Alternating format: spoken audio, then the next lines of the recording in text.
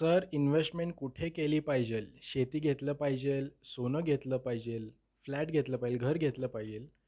अशा प्रकारचा एक प्रश्न माझ्या व्हिडिओच्या खाली कमेंटमध्ये एका व्यक्तीने विचारलेली. त्याचं उत्तर मी व्हिडिओद्वारे देण्याचा प्रयत्न करतो आहे. तुमचेही काही प्रश्न असतील तर कमेंट बॉक्समध्ये तुमचे प्रश्न टाका. मी तुम्हाला व्हिडिओद्वारे उत्तर देण्याचा प्रयत्न करणार आहे. अकाउंटला फॉलो करायचं विसरायचं नाही आहे. लक्षात घ्या, आपल्याला ॲसेट ॲलोकेशन समजून घेणं अत्यंत गरजेचं आहे.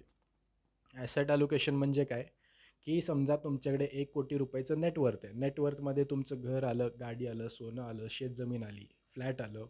हे सगळं जर आपण पकडलं त्याला आपण नेटवर्थ म्हणतो.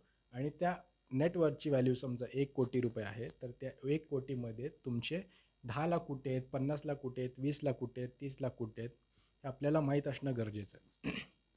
वय कमी असेल तर त्या 1,00,00,000मधून, वय कमी म्हणजे किती, जवळपास 35 ते 40च्या खाली जर तुमचं वय असेल तर त्या 1,00,00,000मधून जवळजवळ 50,00,000 रुपये हे म्युच्युअल फंडमध्ये इन्व्हेस्टेड असलेच पाहिजे. लक्षात घ्या, म्युच्युअल फंड का म्हणतो आहे, तर म्युच्युअल फंडमध्ये महागाईपेक्षा जास्त रिटर्न देण्याची ताकद आहे.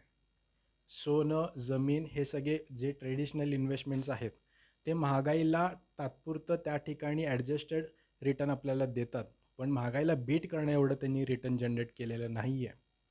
म्युच्युअल फंड महागाई सोडून ॲडिशनल 5 ते 6% रिटर्न जनरेट करत आलेलं आहे.